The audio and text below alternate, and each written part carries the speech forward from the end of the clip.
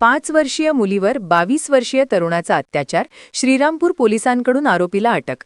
श्रीरामपूर राहता तालुक्यातील नांदुर येथील एका 5 वर्षीय मुलीला पेप्सीचे आमिष दाखवून बंद असलेल्या शेजारच्या एका घरात नेऊन अजय बन्सी इंगळे उर्फ गोलू वय 22 याने अत्याचार केल्याची खळबळजनक घटना घडली आहे. सदर मुलीला घरात घेऊन जातानाची घटना सीसीटीव्हीत कैद झाली आहे. शेजारील महिला त्या घरासमोरील बांधलेल्या जनावरांसाठी खाल्लेल्या टरबुजाच्या साली टाकण्यासाठी गेली असता आतून मुलीचा व मोबाईलचा आवाज येत असल्याने तिने आत डोकावले असता सदर प्रकार उघडकीस आला.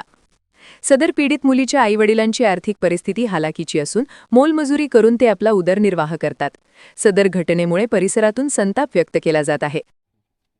जैसे हमारी लड़की 5 साल की है और वो 21 साल का है, उसको कुछ लाख शर्म होना चाहिए.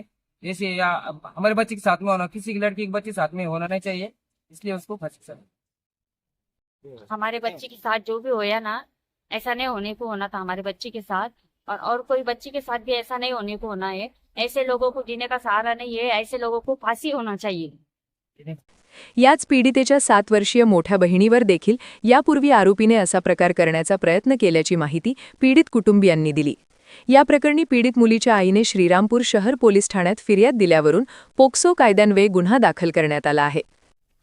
तालुक्यातील एका गावामध्ये 5 वर्षीय मुलीला आरोपी नामे अजय बन्सी इंगळे याने पेप्सी कोला देण्याच्या बहाण्याने तिचे कपडे काढून तिचा विनयभंग केला, तसंच तिच्यावर लैंगिक अत्याचार केल्याबाबत पीडित मुलीच्या आईने पोलीस स्टेशनला दिलेल्या फिर्यादीवरून पोलीस स्टेशनमध्ये पोक्सो कायदा व BNS कलम 64, 65 व इतर यान्वये गुन्हा दाखल करण्यात आलेला आहे.